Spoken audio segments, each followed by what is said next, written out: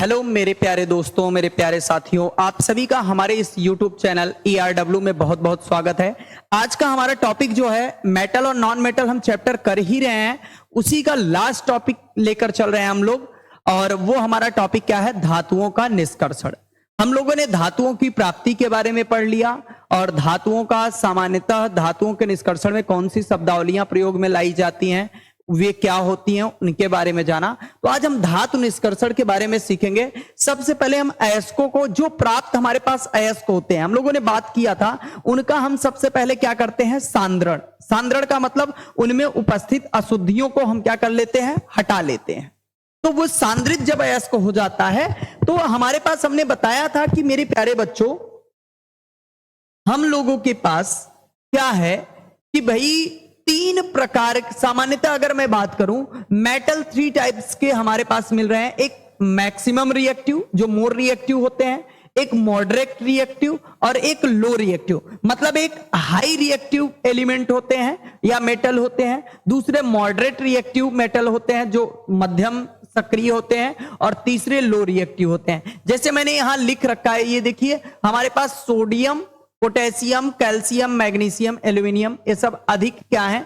सक्रिय धातुएं हैं। और हमारे पास क्या है? Zinc, lead, iron, nickel, cobalt, cadmium, ये सब क्या है? हमारे पास मध्यम सक्रिय धातुएं हैं। और कॉपर, सिल्वर, मरकरी, गोल्ड और प्लेटिनम, ये सब क्या है? निम्न सक्रिय धातुएं हैं। तो थोड़ा सा ध्यान दीजिएगा, जो अधिक सक्रिय धातुएं होती हैं मेरे प्यारे बच्चों, जो अधिक सक्रिय धातुएं होती हैं वो क्या होती हैं? उनका हम जब क्या करते हैं? धातु निष्कर्षण करते हैं इलेक्ट्रोलाइसिस विधि के द्वारा। इलेक्ट्रोलाइसिस का मतलब क्या होता है? विद्युत अपघटन विधि के द्वारा। किसके द्वारा? विद्युत अपघटन के द्वारा।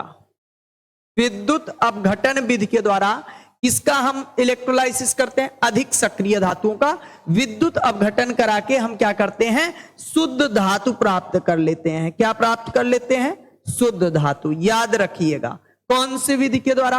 विद्युत अपघटन विधि के द्वारा हम शुद्ध धातुओं को क्या कर लेते हैं? प्राप्त कर लेते हैं। क्लियर? अब आते हैं अशुद्ध धातुओं को, माफ कीजिएगा, जो मध्यम सक्रिय धातु हैं। पहले तो अधिक सक्रिय धातुओं को हम कौन सी विधि के द्वारा धातु निष्कर्षित करते हैं? विद्युत अपघटन विधि के द्वारा। अधिक सक्रिय धातुएं कौन सी हैं? सोडियम, पोटेशियम, कैल्शियम, मैग्नीशियम और एल्यूमिनियम। ठीक है। मॉडरेट रिएक्टिव मेटल मतलब जो मध्यम सक्रिय धातु हैं, zinc, lead, iron, nickel, cobalt, cadmium, ये सब जो हैं, इनके जो अयस्क होते हैं दो रूप में मिलते हैं, कार्बोनेट अयस्कों के रूप में और सल्फाइड अयस्कों के रूप में। किसके रूप में मिलते हैं? कार्बोनेट अयस्क और सल्फाइड अयस्क के रूप में। जो कार्बोनेट अयस्क के रूप में मिलते हैं उनका हम करते हैं निस्तापन। क्या करते हैं मेरे प्यारे बच्चों? निस्तापन कर लेते हैं। और जो क्या होते हैं? आपके सल्फाइड अयस्क होते हैं, इनका हम करते हैं भर्जन। क्या करते हैं? भर्जन। निस्तापन आपको मैंने पिछले वीडियो में बता दिया कि निस्तापन क्या है। आप क्या करोगे? किसी भी अयस्क को वायु की अनुपस्थिति में उसके गलनांक से निम्न ताप पे गर्म करना ही निस्तापन, और वायु की उपस्थिति में उसके गलनांक से निम्न ताप पर गर्म करना क्या कहलाता है? भर्जन। सल्फाइड अयस्कों का भर्जन करेंगे, कार्बोनेट अयस्कों का निस्तापन। और इन्हें किसमें कन्वर्ट कर लेंगे? धातु ऑक्साइड में। किसमें कन्वर्ट कर लेंगे? धातु ऑक्साइड में। ओके। फिर प्राप्त धातु ऑक्साइडों का हम क्या करेंगे? रिडक्शन। क्या करेंगे? अपचयन। क्या करेंगे भाई? इनका अपचयन करेंगे। किसमें अपचयन करेंगे? किसमें? धातु में। किसमें करेंगे? धातु में इनका अपचयन कर लेंगे और लास्ट में इन्हें रिफाइन करेंगे, और शुद्ध जो इंप्योर मेटल होंगे, जो अशुद्ध धातु हमें मिले होते हैं, उनका हम रिफाइनिंग कर लेते हैं। रिफाइनिंग का मतलब बच्चों, उन्हें क्या करेंगे? उनका लास्ट में परिष्करण या शोधन करके शुद्ध धातु हम प्राप्त कर लेते हैं। ये किसका था? मध्यम वालों का। लो रिएक्टिव मेटल का देख लीजिए। लो रिएक्टिव मेटल सल्फाइड के रूप में आते हैं। तो सल्फाइड के रूप में आते हैं तो इनका हम लोग क्या कर देते हैं भाई? थोड़ा सा ध्यान दीजिएगा, इन लोगों का हम क्या करेंगे? भर्जन कर लेंगे। क्या कर लेंगे? भर्जन। क्या कर लेंगे? भर्जन करेंगे। ठीक है, याद रखिएगा या लिख लीजिए, भर्जन करेंगे। शायद वो नहीं दिख रहा था, विजुअल ना हो, ये भर्जन। इनका क्या करेंगे भाई? भर्जन। और भर्जन करके हमें सबसे पहले क्या मिलेगा?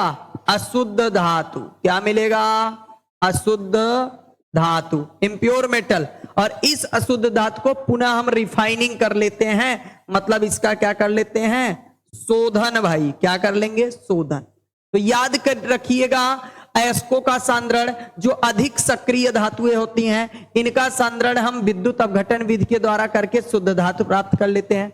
जो मध्यम सक्रिय धातुएं हैं, अगर वो कार्बोनेट एस के रूप में है तो उनका निस्तापन करेंगे, सल्फाइड एस के रूप में है तो उनका क्या करेंगे, भर्जन, और धातु ऑक्साइड में बदल लेंगे, पुनः उनका आप चयन करके फिर रिफाइनिंग करेंगे।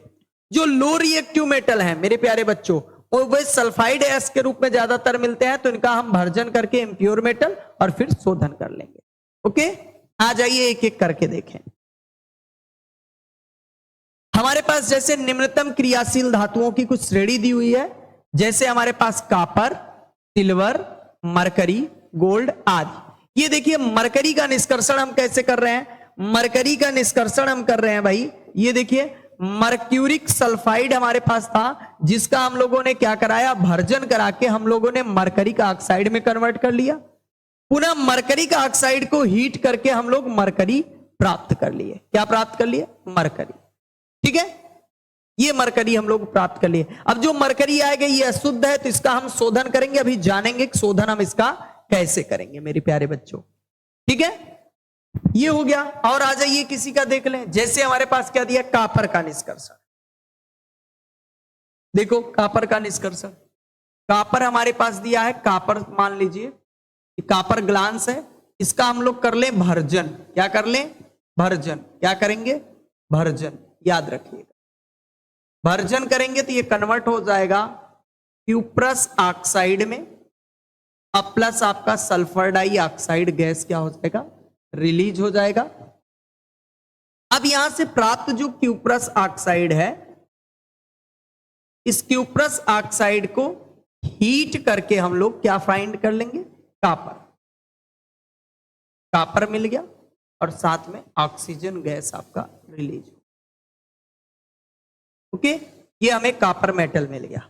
ये कॉपर का हमारे पास क्या था भाई, ये हमारे पास कॉपर का निष्कर्षण था। ओके,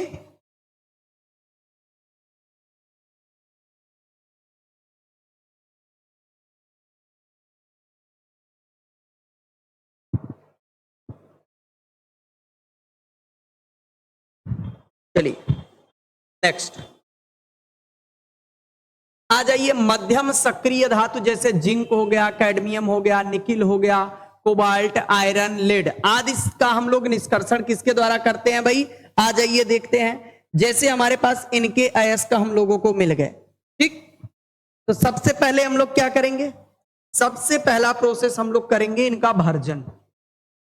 सबसे पहले क्या होता है, ये सल्फाइड एस के रूप में मिलते हैं, तो भर्जन करेंगे किसका, जैसे हमारे पास जिंक ब्लेंडी है, जिंक सल्फाइड है, इसका हम लोग क्या कर लें, भर्जन कर लेंगे।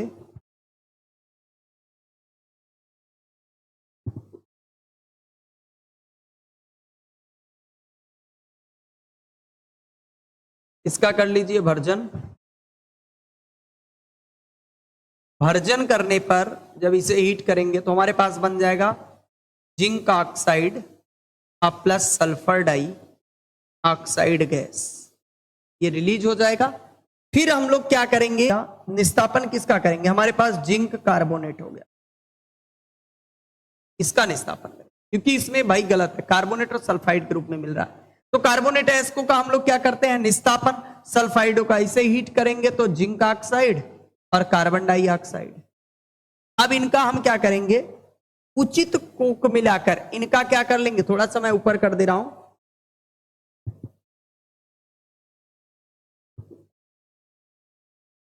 कोक की उपस्थिति में अपचयन।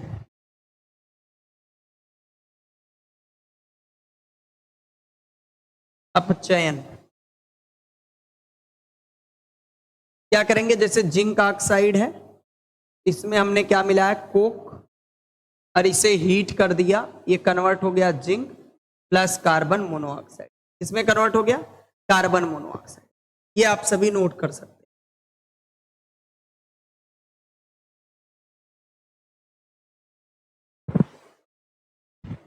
देखिए हम लोगों ने क्या किया था, कि इनका तो जैसे मध्यम सक्रिय जो धातुएं हैं इनका हम लोगों ने क्या कर लिया भाई, इनका सबसे पहले भर्जन किया, फिर उसके बाद हम लोगों ने क्या काम किया, इनका कुछ जो सल्फाइड थे उनका भर्जन, जो कार्बोनेट थे उनका क्या किया, निस्तापन। जो बचे ऑक्साइड उनका हम लोगों ने उचित मतलब कह सकते हैं पदार्थों की सहायता से या कोक की सहायता से क्या कर लिया, अपचयन। कुछ धातुओं का अपचयन जो होता है कुछ धातुओं की सहायता से हम लोग कर सकते हैं। जैसे आइए थोड़ा सा हम देख लेते हैं, हमारे पास जैसे दिया हुआ हो मैग्नीज डाइऑक्साइड, जैसे एग्जाम्पल में मेरे प्यारे बच्चों अगर हमारे पास दिया हो मैग्नीज डाइऑक्साइड दिया हुआ हो MnO2, इसका अपचयन हम किसकी सहायता से करेंगे, एल्यूमिनियम की सहायता से कर लेंगे। और इसे एल्यूमिनियम की सहायता से जब हीट करेंगे तो मैग्नीज क्या हो जाएगा, मेटल के फॉर्म में अलग हो जाएगा और हमारे पास क्या बन जाएगा, एल्यूमिनियम ऑक्साइड बन जाएगा, एल्यूमिनियम ऑक्साइड बन जाएगा।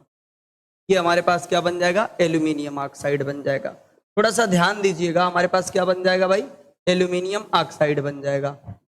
ओके, एल्यूमिनियम ऑक्साइड जो है भाई, ये देखिए एल्यूमिनियम की सहायता से हम कुछ अन्य धातुओं का क्या कर लिए भाई, निष्कर्षण कर लिए कि नहीं कर लिए।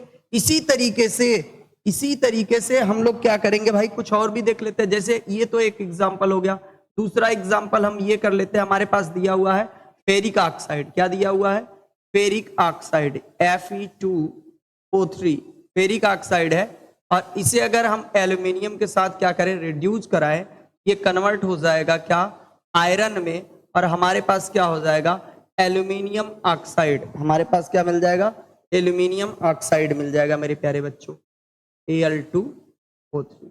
ये देखिए कुछ मेटल की सहायता से भी हम जो मध्यम सक्रिय धातुएं हैं उन्हें क्या कर सकते हैं, ऑक्सीकृत कर सकते हैं। ओके, चलिए आगे चलते हैं। नेक्स्ट हमारे पास जो है आते हैं उच्च सक्रिय धातुओं का निष्कर्षण कैसे किया जाए।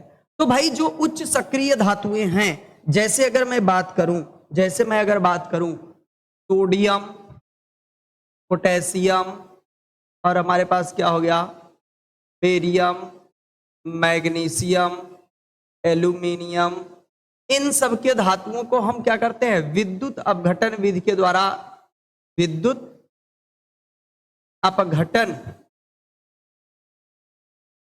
विधि से निष्कर्षित करते हैं,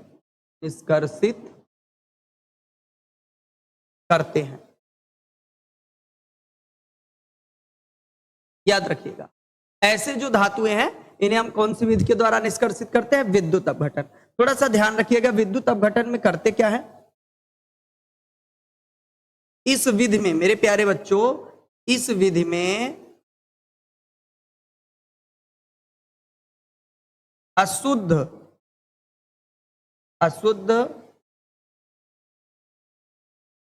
जो या कह सकते हो जो अयस्क मिलता है, ये डायरेक्ट हम चित्र के द्वारा देख ले। जैसे मुझे क्या करना है, हमें क्या करना है, विद्युत अपघटनी विधि के द्वारा क्या करना है, संशोधित करना है। तो हम बना लेते हैं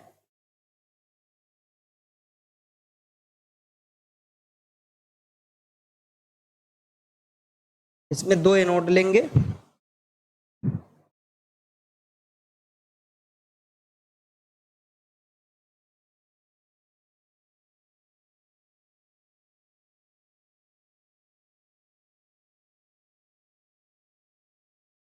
चलिए 2 एनोड ले लेंगे।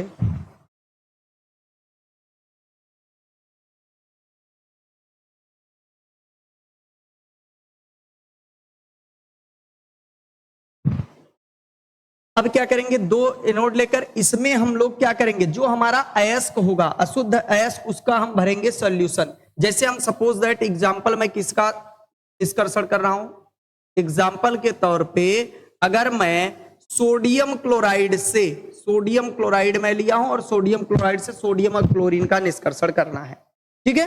तो इसमें हम क्या काम करेंगे, सोडियम क्लोराइड का क्या भरेंगे, सोडियम क्लोराइड का सॉल्यूशन भर लेंगे, सोडियम क्लोराइड का क्या भर लेंगे, सॉल्यूशन।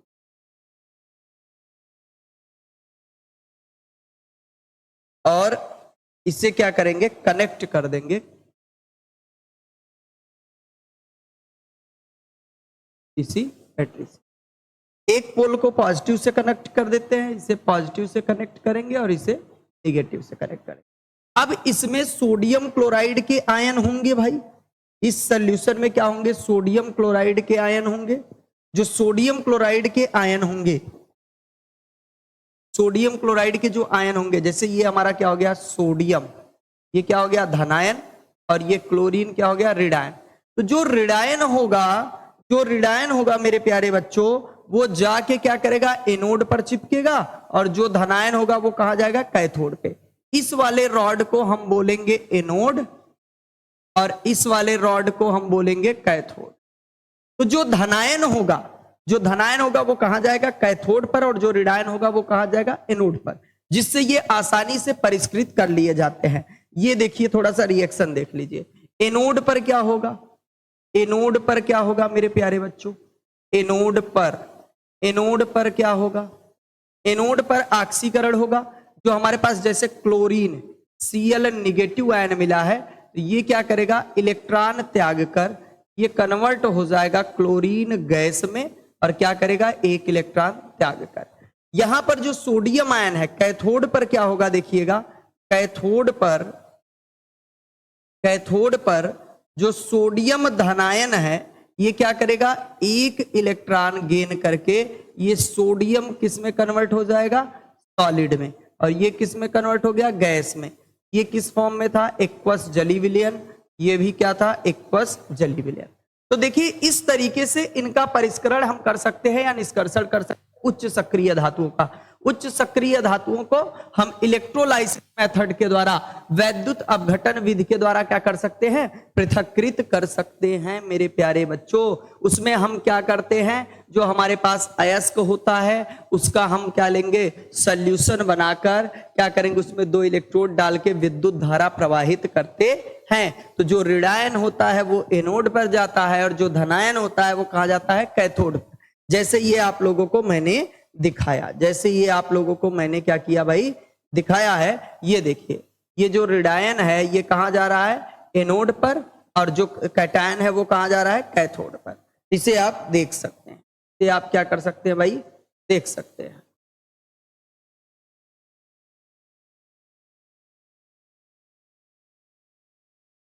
देखिए ये कहां जा रहा है, ऋणायन जो आपका है वो कहां जा रहा है एनोड पर, और कैटायन जो है वो कहां जा रहा है कैथोड पर, और दोनों अपचयित हो जा रहे हैं। इसी तरीके से किसी का भी आप अपचयन कर सकते हैं। अगर मैं थोड़ा सा एल्यूमिनियम का देख लूं, एल्यूमिनियम का जैसे हमारे पास क्या दे दिया एल्यूमिनियम ऑक्साइड है Al2O3, और बोला भैया इसका परिष्करण कीजिए, इसका परिष्करण कीजिए, एल्यूमिनियम ऑक्साइड का परिष्करण कीजिए भाई। तो हम एल्यूमिनियम ऑक्साइड का कैसे परिष्करण करें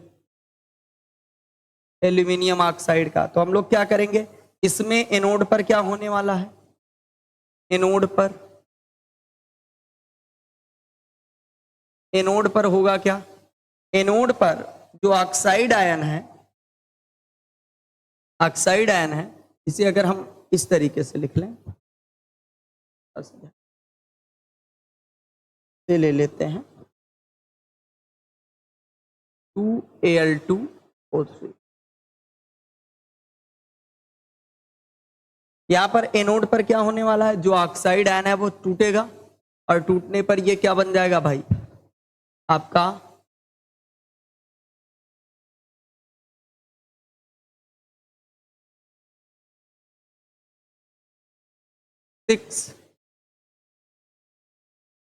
O पर डबल नेगेटिव।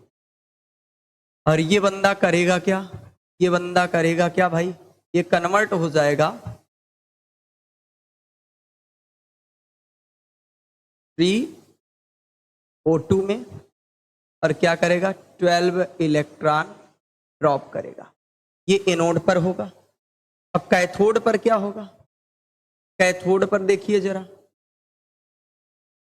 कैथोड पर, यहां कैथोड पर क्या होगा, हमारे पास कितने एल्यूमिनियम है टोटल 4, तो क्या है भैया आपका 4Al3 पॉजिटिव है, ये क्या करेगा 12 इलेक्ट्रॉन गेन करेगा, और ये कन्वर्ट हो जाएगा 4Al सॉलिड में। ये एल्यूमिनियम का निष्कर्षण होगा। क्योंकि एक ऑक्सीजन पर 2 निगेटिव है, तो भाई 6 ऑक्सीजन दिख रहे हैं, तो 12 इलेक्ट्रॉन क्या करेंगे ड्रॉप करेंगे। एक एल्यूमिनियम पर 3 पॉजिटिव है तो 4 एल्यूमिनियम है, तो ये 12 इलेक्ट्रॉन क्या करेंगे, गेन करेंगे। ये अधिक सक्रिय धातुओं का क्या है, निष्कर्षण है। ओके, नोट कर सकते हैं। अधिक सक्रिय धातुओं को हम विद्युत अपघटन विधि के द्वारा क्या करते हैं, पृथक्कृत करते हैं। चलें आगे, आ जाइए। ये हमारे पास आ गया धातुओं का परिष्करण। धातुओं का परिष्करण का मेरे प्यारे बच्चों मतलब क्या होता है, थोड़ा ध्यान से समझिएगा।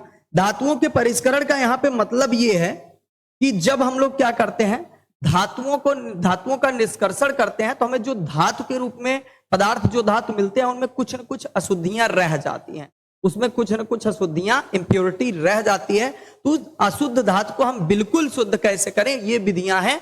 तो धातुओं के परिष्करण या रिफाइनिंग के 3 मेथड है। एक द्रवण विधि, दूसरा आसवन विधि और तीसरा विद्युत अपघटनी विधि।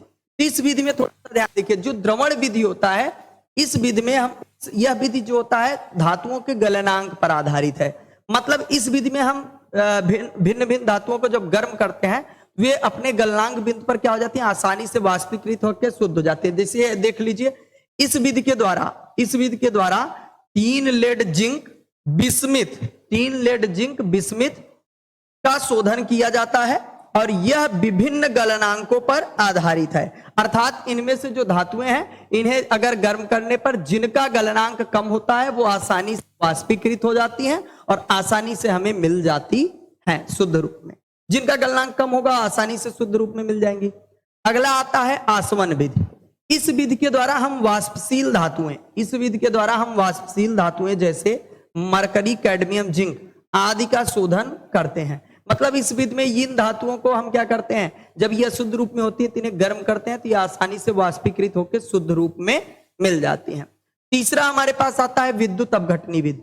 इस विधि के द्वारा हम लोग कॉपर, एल्यूमिनियम, आपका गोल्ड और सिल्वर, जिंक, लेड आदि का क्या करते हैं, शोधन किया जाता है। इस विधि में हम लोग क्या करते हैं, जैसे इलेक्ट्रोलाइसिस किए थे, सेम वैसे करेंगे विद्युत अपघटन। बस इसमें क्या करेंगे, जो एनोड होगा वो अशुद्ध धातु का छड़ होगा और जो कैथोड होगा वो पतला सा शुद्ध धातु का छड़ होगा। इस मेथड में क्या होता है कि जब हम विद्युत अपघटन कराते हैं, तो एनोड से जो अशुद्ध धातु होता है वो विलयन में जाता रहता है और विलयन से शुद्ध धातु कैथोड पर निक्षेपित होता रहता है। थोड़ा सा अगर मैं चित्र के सहारे बताना चाहूं, तो ये देखो,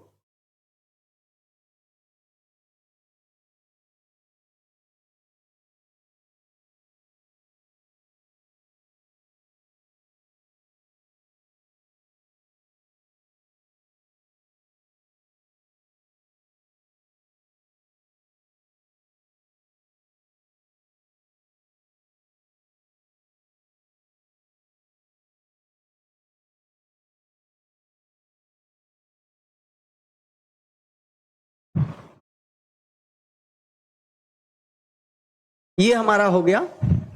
चलो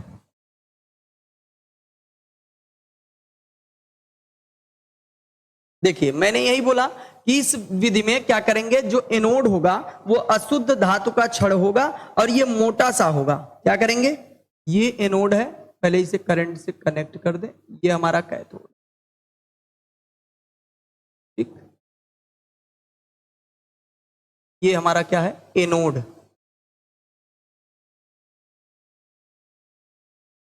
अशुद्ध धातु का छड़, और ये क्या रहेगा, कैथोड, शुद्ध धातु का छड़।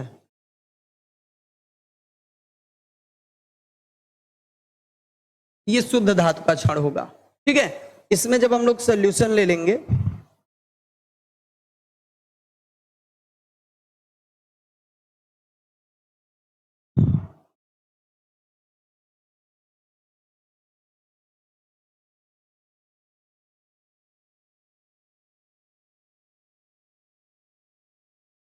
जैसे मान लीजिए कि यहां से इस रॉड से आपका क्या होगा, सिल्वर आयन, सिल्वर का मैंने मान लीजिए रॉड लिया है, सिल्वर आयन इस सॉल्यूशन में जाएंगे।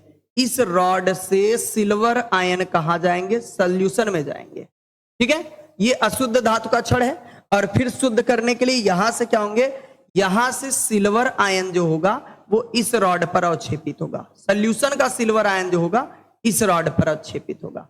तो बात समझिएगा, इस परिष्करण मेथड में हम अशुद्ध धातु का मोटा सा एनोड का छड़ लेते हैं और शुद्ध धातु का पतला कैथोड का छड़ लेते हैं। अशुद्ध एनोड से धातुएं कहां जाती हैं, विलयन में, और विलयन से शुद्ध धातुएं कहां जाती हैं, कैथोड पर। तो आसानी से इस पर शुद्ध धातु अवक्षेपित हो जाते हैं और हम इसे परिष्कृत कर लेते हैं। ओके, चलिए नेक्स्ट टॉपिक, संक्षारण।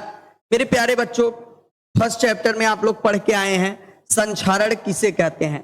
तो हम यहां पे बता सकते हैं कि क्या होता है, जब भी हमारे धातुओं का ऊपरी परत वातावरण में उपस्थित आर्द्रता एवं रासायनिक अवयवों के संपर्क में आता है तो वह ऑक्सीकृत होकर धीरे धीरे टूटने लगता है, और यह घटना ही क्या कहलाता है, संक्षारण।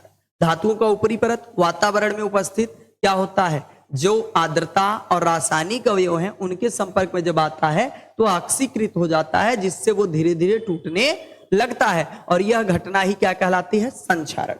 देख लीजिए आप,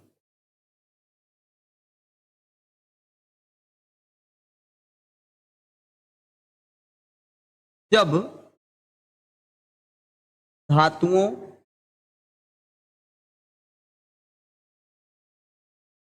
की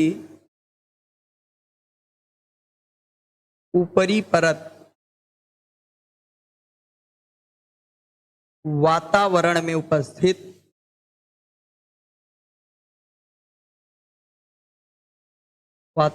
उपस्थित आर्द्रता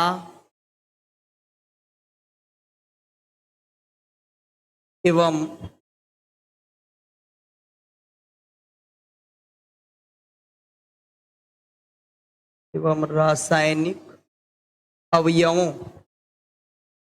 रासायनिक अवयवों के संपर्क में आता है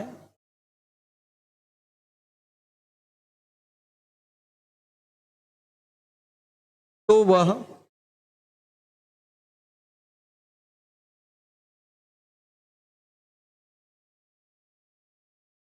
ऑक्सीकृत होकर धीरे धीरे टूटने लगता है।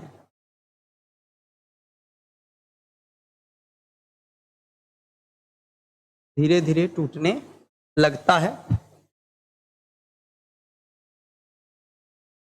यह घटना ही संक्षारण कहलाता है।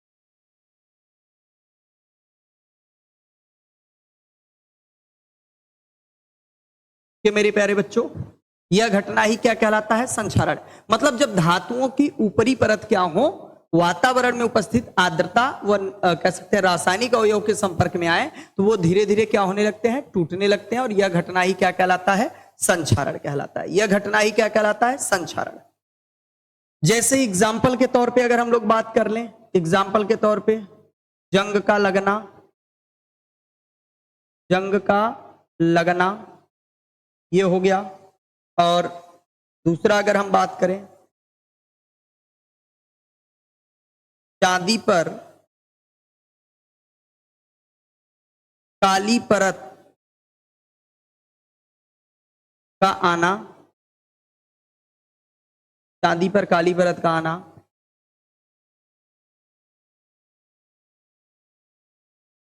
तांबे पर हरी परत का पाया जाना,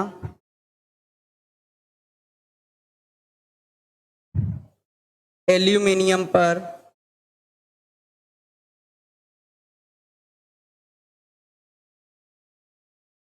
सफेद परत का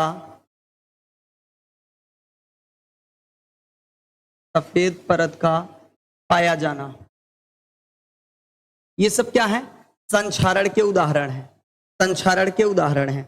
अब अगर इन्हें रोकथाम के, ये क्या है, उदाहरण है, इसके संक्षारण के उदाहरण है। ओके, अगर इन्हें रोकथाम के उपाय देखे जाए तो भाई, अगर इनके रोकथाम के उपाय देखे जाए तो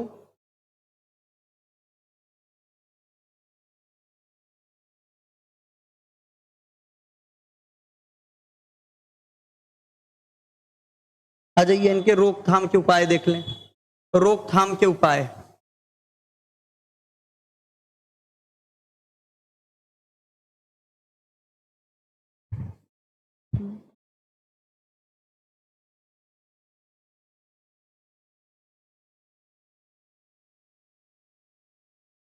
रोकथाम के उपाय।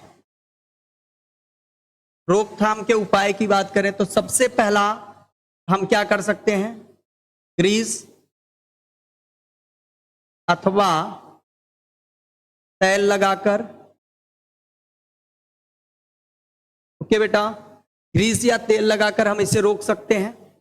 दूसरा बात अगर हम करें, पेंट अथवा वार्निश लगाकर।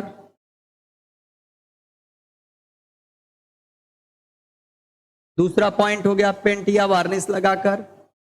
तीसरा पॉइंट हम लोग क्या कर सकते हैं, यसद लेपन करके।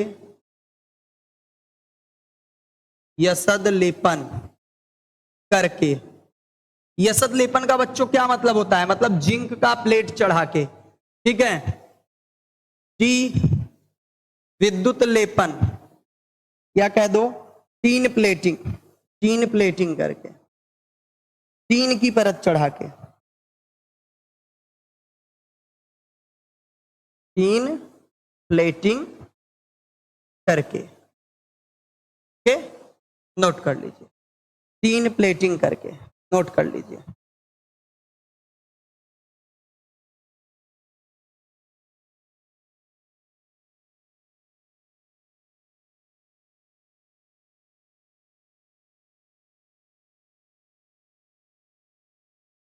हो गया, चलिए आ जाइए। अब मिश्र धातु क्या होता है, देखो मिश्र धातु की जरूरत क्या हुई, ऐसे ही धातुओं को संक्षारण से बचाने के लिए, जैसे धातुएं संक्षारित हो जाती थी तो उन्हें बचाने के लिए मिश्र धातु या उनका गलनांक और क्वथनांक बढ़ाने के लिए मिश्र धातुओं की जरूरत पड़ी। तो मिश्र धातु जनरली होते क्या है बच्चों, हम क्या करते हैं, जो हमारे पास धातुएं होती हैं उन धातुओं को पिघली अवस्था में आपस में मिलाने पर, दो या दो से अधिक धातुओं को गलित अवस्था में मिलाने पर प्राप्त सामांगीय जो मिश्रण होगा या जो सामांगी मिश्रण से बना पदार्थ होगा उसी को हम क्या बोलते हैं, मिश्र धातु। उसी को क्या बोलते हैं, मिश्र धातु। इसका परिभाषा हम लोग देख लें, आ जाइए परिभाषा देख लेते हैं कि दो या दो से अधिक, दो या दो से अधिक धातुओं को गलित अवस्था में, गलित अवस्था में मिश्रित करने पर, मिश्रित करने पर प्राप्त, मिश्रित करने पर प्राप्त समांगी मिश्रण,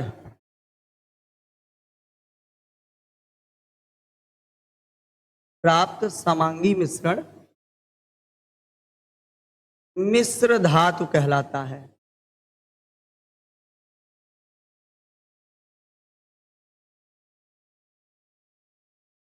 ठीक है मेरे प्यारे बच्चों, दो या दो से अधिक धातुओं को गलित अवस्था में मिश्रित करने पर प्राप्त समांगी मिश्रण क्या कहलाता है, मिश्र धातु। नोट कर लीजिए।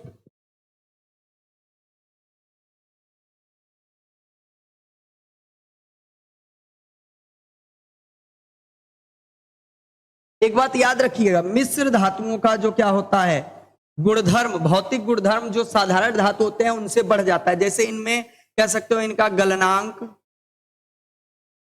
गलनांक और क्या कह सकते हो आप, आघात वर्धनीयता, आघात वर्धनीयता,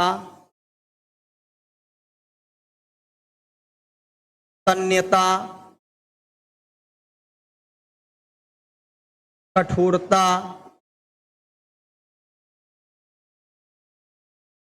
आदि सामान्य धातु की अपेक्षा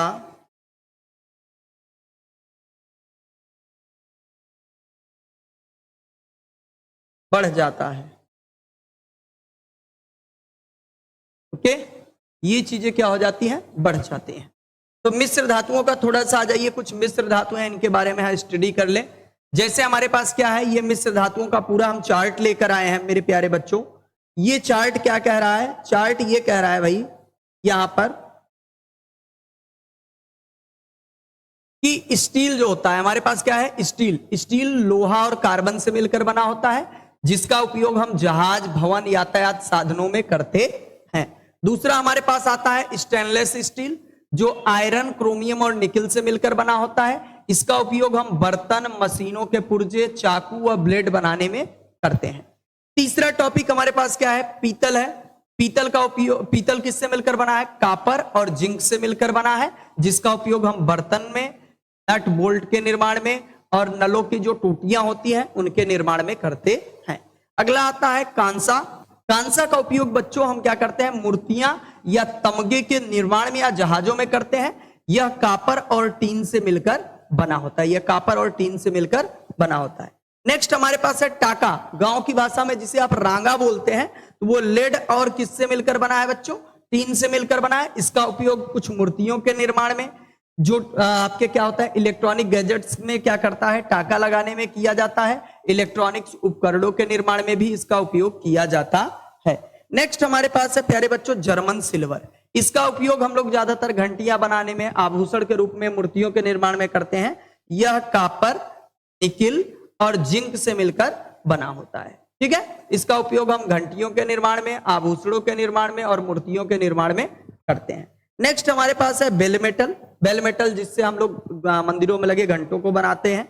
ये कापर और टीन से मिलकर बना होता है। इसका उपयोग वायुयान के कलपुर्जों के निर्माण में, रसोई के बर्तन और जो बेल मेटल आप बोलते हैं घंटों के निर्माण में किया जाता है। गन मेटल की हम बात करते हैं। गन मेटल जो होता है कापर, टीन और जिंक से मिलकर बनाता है। खासतौर पर इससे मशीन एवं वाहनों के कलपुर्जे बनाते हैं, जैसे जो स्टीयरिंग हो गई गाड़ियों की वो, और आपके जो गियर लगाने वाले हैंडल्स हो जाते हैं उनमें इसका उपयोग किया जाता है। अगला आ गया हमारे पास ड्यूरेलियम। ड्यूरेलियम जो है एल्यूमिनियम, कापर, मैग्नीशियम और मैग्नीज से मिलकर बना है। ये बहुत हल्का मिश्र धातु है, इसलिए इसका सबसे ज्यादा उपयोग वायुयान के जो पार्ट होते हैं उसे बनाने में किया जाता है। तो मेरे प्यारे बच्चों, ये आपका तीसरा चैप्टर पूरा का पूरा कवर होगा और आप सभी ने बहुत अच्छे ढंग से तीसरे चैप्टर को सीखा और पढ़ा। तो आप इसी तरीके से हमारे इस चैनल पर बने रहिए और चैनल को ज्यादा से ज्यादा सब्सक्राइब और शेयर करते रहिए। और आप सभी हमारे साथ जुड़े रहेंगे तो आपको हर दिन हाई स्कूल की नई क्लासेस आपको मिलती रहेंगे। अब नेक्स्ट क्लास में मिलेंगे हम चौथे चैप्टर के साथ, कार्बनिक यौगिक के साथ। तब तक के लिए धन्यवाद। जय हिंद दोस्तों।